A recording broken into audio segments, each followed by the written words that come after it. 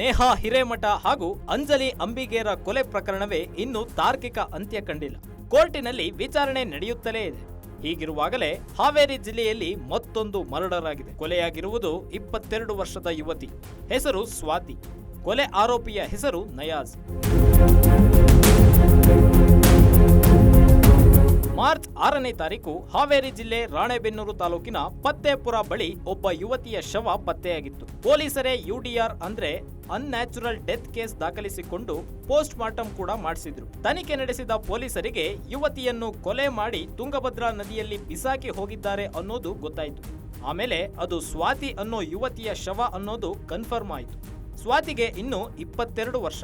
ಹಾವೇರಿಯ ರಟ್ಟಿಹಳ್ಳಿ ತಾಲೂಕಿನ ಮಾಸೂರು ಗ್ರಾಮದವಳು.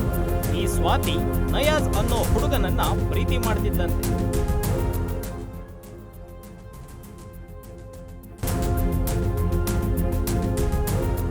ಸ್ವಾತಿ ಎಂಬ ಯುವತಿ ಶವ ಎನ್ನುವುದು ಗೊತ್ತಾಗಿದ್ದು ತನಿಖೆ ತೀವ್ರಗೊಳಿಸಿದಾಗ ಸ್ವಾತಿ ಹಂತಕ ನಯಾಜ್ ಎನ್ನುವುದು ದೃಢಪಟ್ಟಿತ್ತು.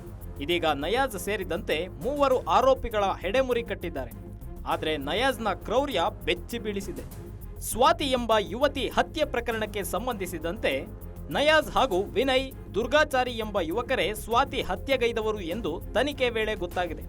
ಆರೋಪಿ ನಯಾಜ್ ಹಿರೇಕೆರೂರು ತಾಲೂಕು ಹಳೆ ವೀರಾಪುರ ಗ್ರಾಮದವನು.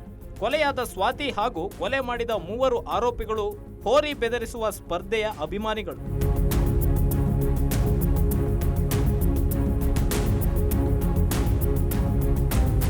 ಹೋರಿ ಬೆದರಿಸೋ ಸ್ಪರ್ಧೆಗೆ ಬರುತ್ತಿದ್ದ ಸ್ವಾತಿಗೆ ಈ ನಯಾಜ್ ಅನ್ನೋನ ಪರಿಚಯವಾಗಿದೆ. ಪರಿಚಯ ಪ್ರೀತಿಯಾಗಿದೆ.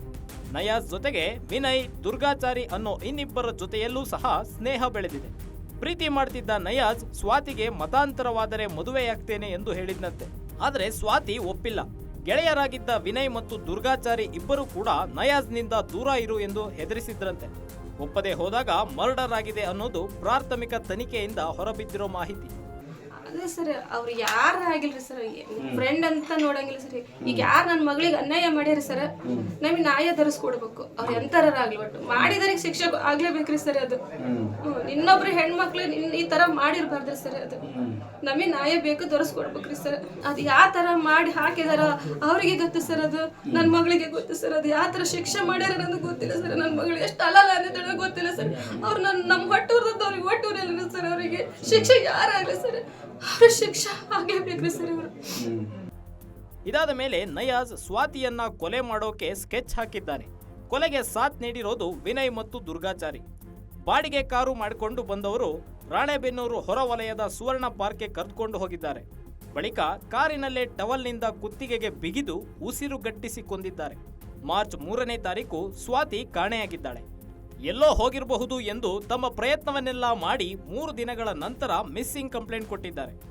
ನರ್ಸ್ ಆಗಿ ಕೆಲಸ ಮಾಡ್ತಿದ್ದ ಸ್ವಾತಿಗೆ ತಂದೆ ಇರಲಿಲ್ಲ, ತಾಯಿ ಮಾತ್ರ ಇದ್ರು. ತಾಯಿ ಶಶಿರೇಖಾ ಮಗಳ ಶವವನ್ನ ಗುರುತಿಸಿದ್ದಾರೆ.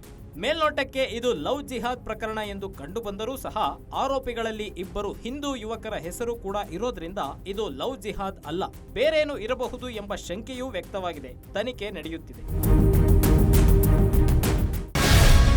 ಗ್ಯಾರಂಟಿ ನ್ಯೂಸ್, ಸುದ್ದಿ ಖಚಿತ, ನ್ಯಾಯ ನಿಶ್ಚಿತ.